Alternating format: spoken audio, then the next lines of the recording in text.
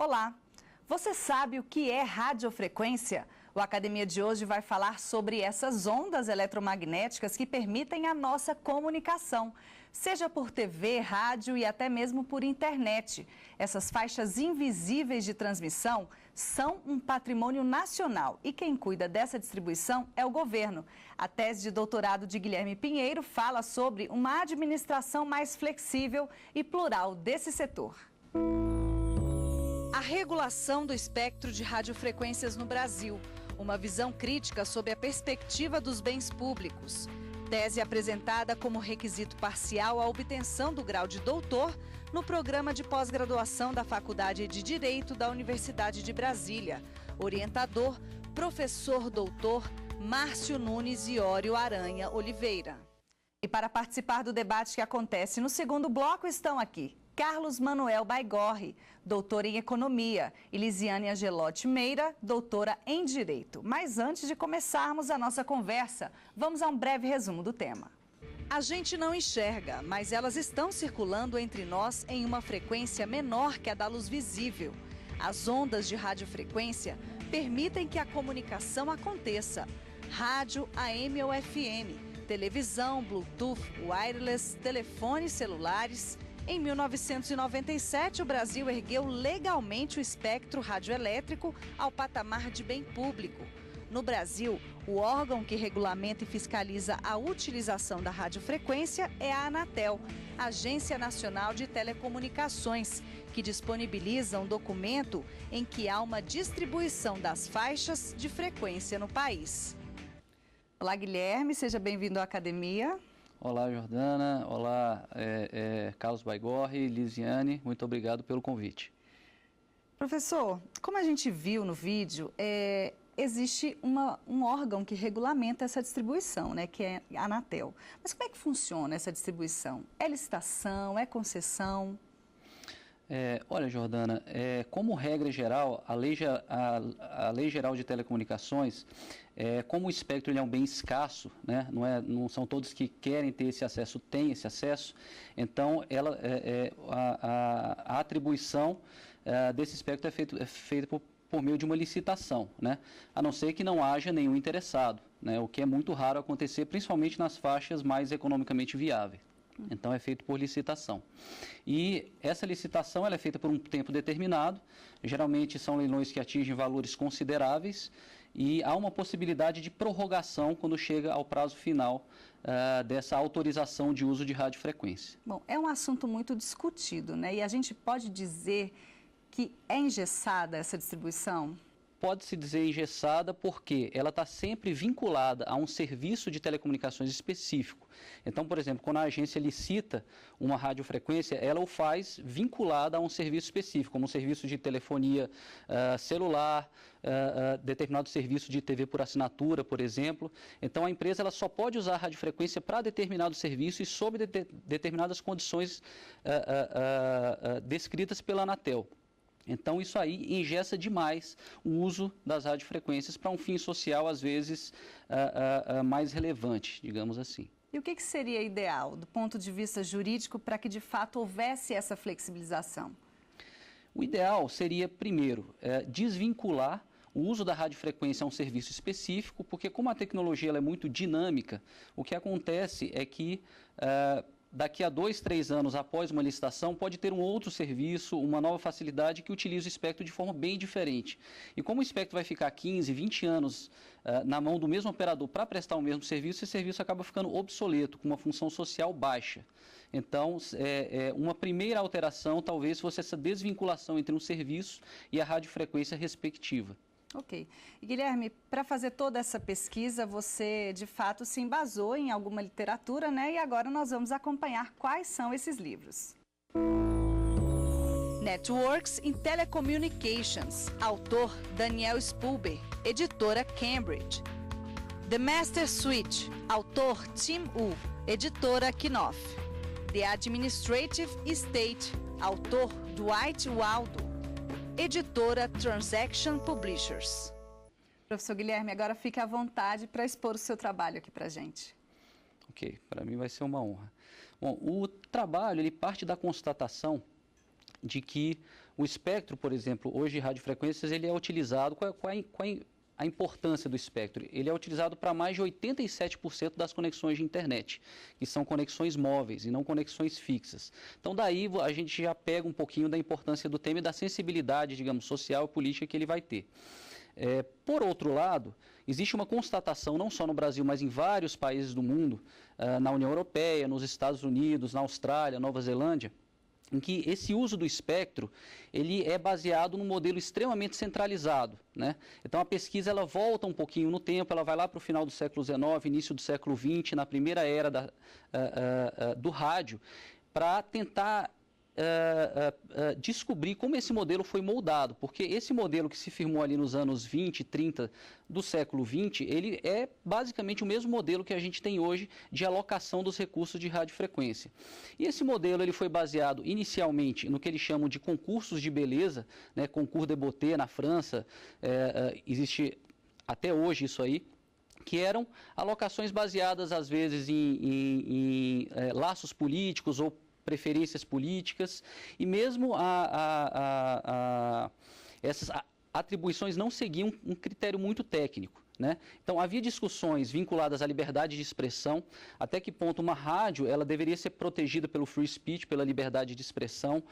Você tem decisões no início do século XX, a justiça americana, por exemplo, tirava a licença de radiofrequência de uma determinada rádio, simplesmente porque eles entendiam que, diferentemente de um jornal impresso, eles não gozavam da mesma proteção de liberdade de expressão, né? Então, eles retiravam essas licenças. Isso foi evoluindo, depois do rádio veio a TV, e as decisões da justiça foram mudando, e essa mídia digital ela foi ganhando mais proteção.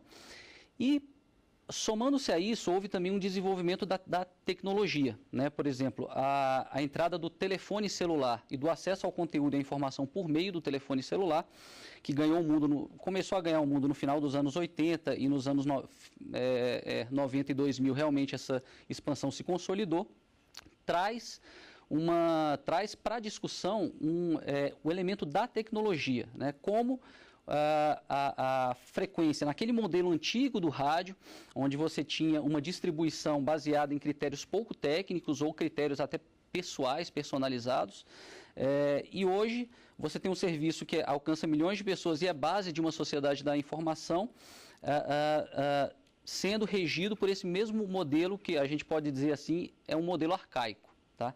Então, a constatação, vamos dizer, a base histórica da pesquisa foi essa. A constatação é que esse modelo enrijecido, o que ele causa? Ele causa, primeiro, uma dificuldade de o espectro, no final das contas, ir para a mão daquele que vai melhor explorá-lo, ou dar uma destinação econômica mais eficiente, né? O Ronald Coase, ele tem um artigo de 1959, já onde ele discute exatamente essa tese.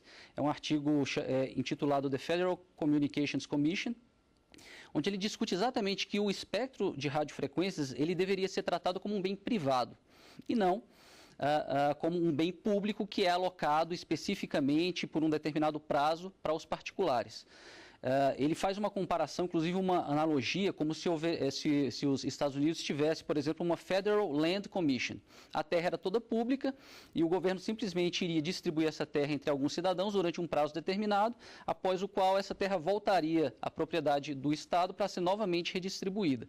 E ele fala que esse não é o melhor sistema do ponto de vista econômico, ao menos de alocação de recursos, porque isso gera gera uma ineficiência enorme, tá? E no espectro a gente vem notando isso com os serviços mais recentes. Por exemplo, atraso no desenvolvimento de tecnologia. No celular, você pesquisando a história do celular, você vê que a tecnologia de célula ela está disponível desde depois da Segunda Guerra Mundial.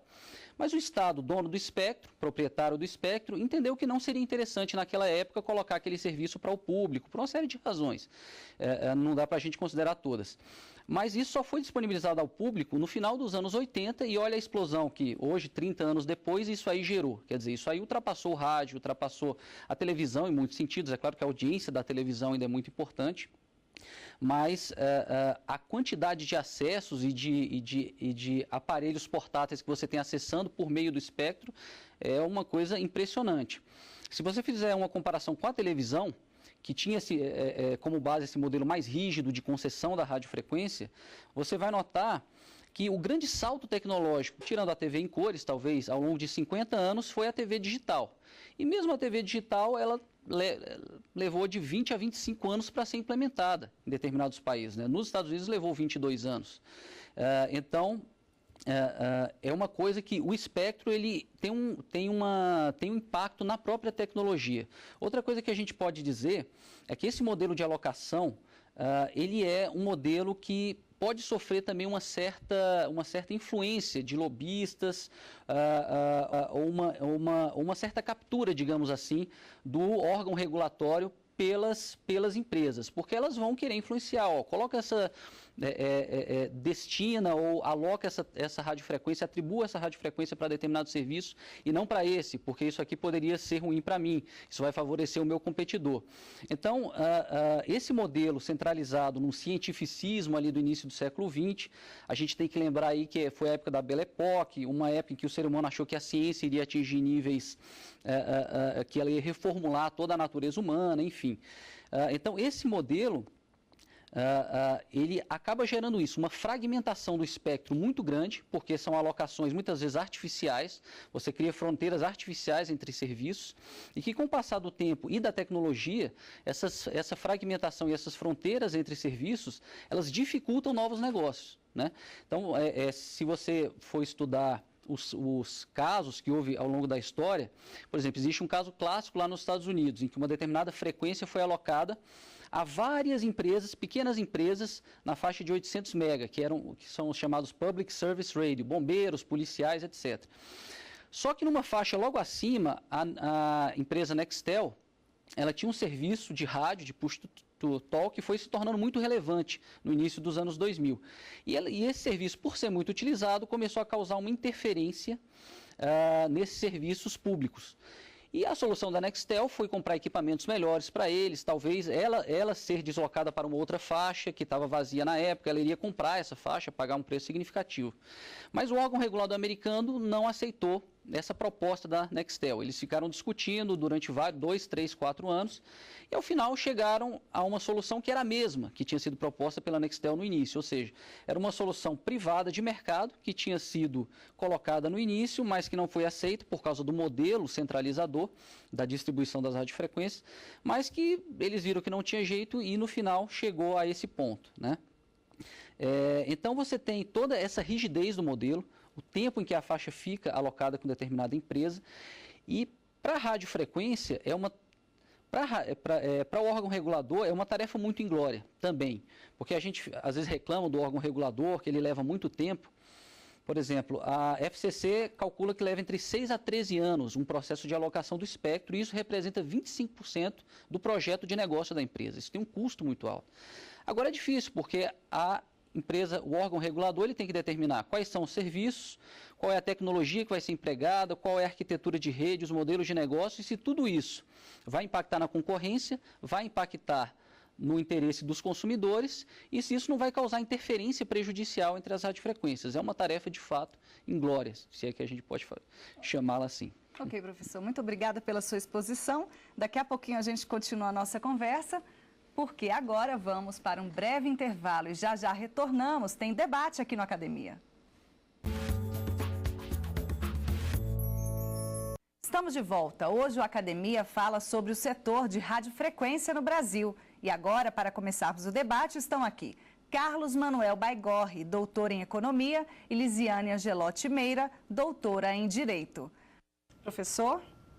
Obrigado. Professor Guilherme, um dos principais argumentos pelo qual o senhor justifica a flexibilização do modelo de distribuição de radiofrequências no Brasil diz respeito à eficiência econômica que se poderia gerar com essa flexibilização. Se esse é o principal argumento, por que motivo não seria razoável ter uma total flexibilização e deixar a alocação para o mercado privado, tirando completamente o governo desse papel? Muito obrigado, professor Carlos. Eu acho que a pergunta é muito oportuna, porque apesar do professor Carlos ser economista, eu vou entrar um pouco na questão jurídica para responder essa questão. Do ponto de vista econômico, sem dúvida que seria mais eficiente deixar que o mercado regule do que se fazer uma alocação centralizada.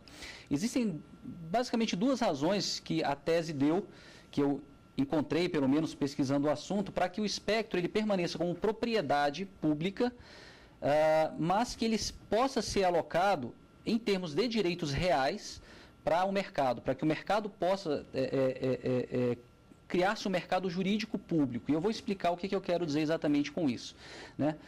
Aí a gente tem que entrar um pouquinho na questão dos direitos reais. O que são direitos reais? São direitos em que a propriedade ela é desmembrada nos seus vários poderes de uso, usufruto, disposição e reivindicação, formando novos direitos que têm características de propriedade, mas não são a propriedade plena.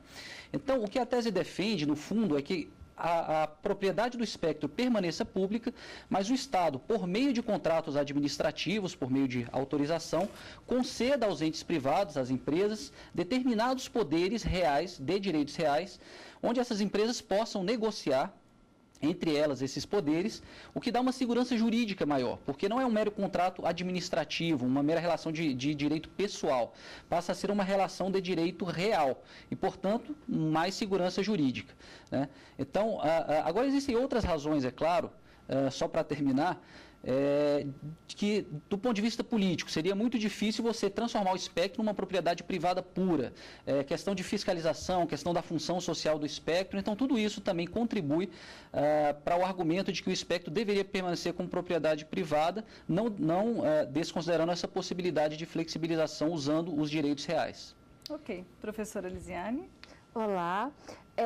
Bom, é uma grande satisfação estar aqui, especialmente para conversar e discutir sobre um estudo com esse grau de importância, né? Afinal, nós estamos falando de tecnologia, nós estamos falando dos espectros, o que, além de uma questão acadêmica, tem um impacto social muito grande, né? Tá nessas grandes mudanças que nós vivemos desde o tempo do rádio e com uma multiplicação de utilidades, né? E formas de ser explorado esse bem que tem um bem econômico. E a minha pergunta é, na verdade, complementar ao professor Carlos, né? Já que a pergunta dele foi por que não transferir isso para o setor privado. A minha pergunta é sobre outros aspectos. Os problemas, né, dessa transferência e que acabam determinando o grau de flexibilização. Ou seja, do lado econômico, assimetrias, né, a possibilidade de monopólio, oligopólio e, principalmente, que é muito bem tratado no seu trabalho, a questão dos direitos fundamentais. Como isso foi tratado e como isso influenciou a sua proposta, o seu modelo de flexibilização do espectro de radiofrequências. Agradeço, professora Lisiane, pela pergunta. E eu acho que me dá a oportunidade também de dar seguimento à explicação que eu dava para o professor Carlos.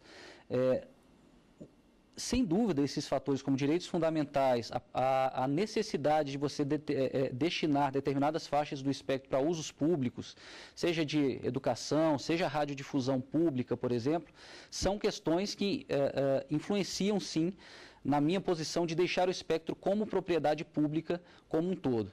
Então, o que a proposta faz, e esses limites da flexibilização tão bem colocados na sua pergunta, eles estão justamente nesse equilíbrio entre a função pública do Estado, que tem cada vez mais se retirado como um empresário e como, digamos assim, autor ou ator principal protagonista no mercado, mas como um regulador que está ali no pano de fundo.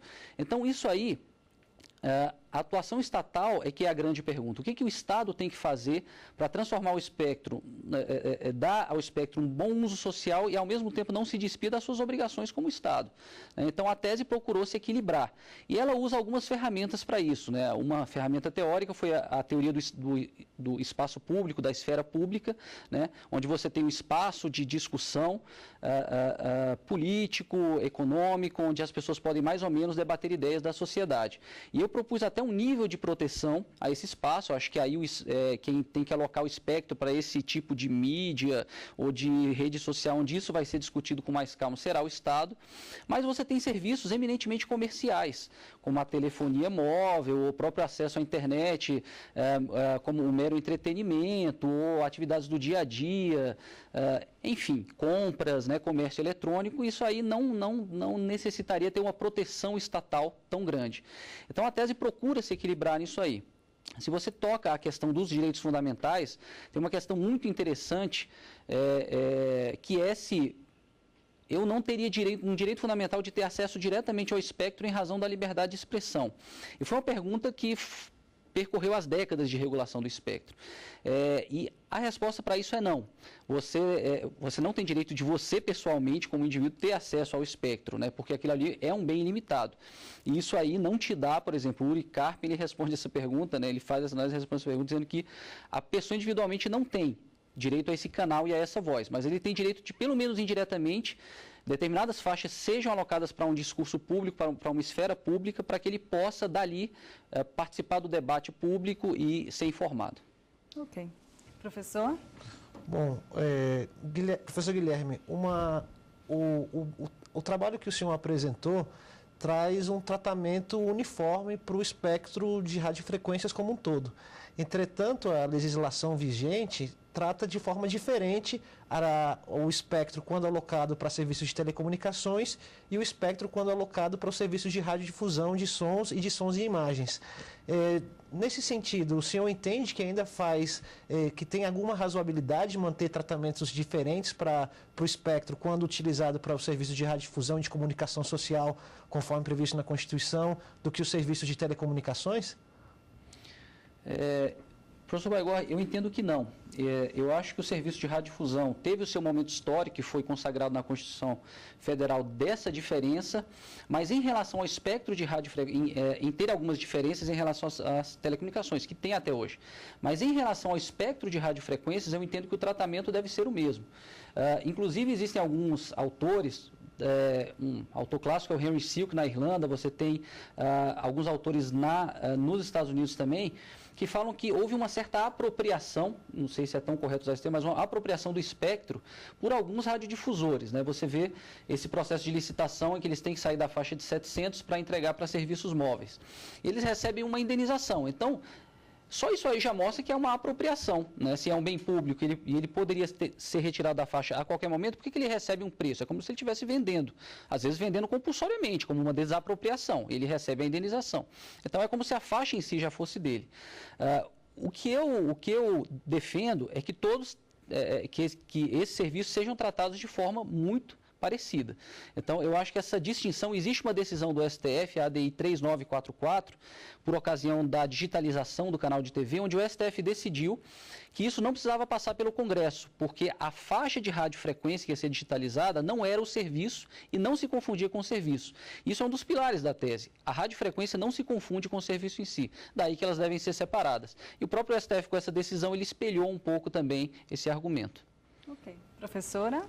Professor Guilherme, o seu estudo, o seu modelo, né, além de abordar os problemas, a história, desde a invenção do rádio, a liberdade de expressão, radioamadores, a importância da radiofrequência desde o Titanic, guerras, até o tempo atual, e sua proposta, né, de ser considerado um bem dominical de uso comum, também sentem, né, isso está no seu trabalho, o impacto da questão da globalização, né? Até que ponto o Estado vai regular, até que ponto vai deixar livre e qual a abertura que se vai ter para investimento, né, e para participação internacional, ou seja, globalização, transnacionalização. Eu gostaria de ouvir como, né, isso é visto na sua proposta. Esse é um ponto bastante interessante, professora Lisiane, porque ao mesmo tempo que você flexibiliza a regulação do espectro dentro de determinado país, é possível que você crie modelos distintos e muito específicos para cada país. Então isso aí causa um problema, até porque o espectro ele é um bem que necessita de fabricação de equipamentos, padronizações de equipamentos mundiais. Então se cada país começar a fazer de um jeito, pode virar uma certa confusão, eu não tenho a menor dúvida. Então isso aí é um ponto que a tese ela talvez não aprofunde tanto, seria talvez um passo até para a gente continuar, mas nesse papel a União Internacional de Telecomunicações permanece com um papel muito relevante de fazer essa uniformização, de criar algumas regras básicas e as agências nacionais têm que ter uma interlocução uma com a outra, claro, para criar um mercado, mas um mercado mais ou menos uniforme para que você tenha ganho de escala, para que você tenha economias de escala e eu acho que cada país individualmente tem que ter a responsabilidade para não criar padrões isolados do resto do mundo, né? Mas eu acho que é uma questão muito interessante a ser mais explorada ainda dentro dessa proposta de novo modelo. Ok, professor Guilherme, muito obrigada pela sua participação aqui na Academia. Muito obrigado. Obrigada, professor Carlos, professora Obrigada. Lisiane. E você também pode apresentar a sua tese ou dissertação aqui no programa. Se interessou? Então mande um e-mail para a gente, academia@stf.jus.br. Para rever o Academia desta semana e outros programas, é só acessar o site que você vê aí na tela, tvjustiça.jus.br. Tchau!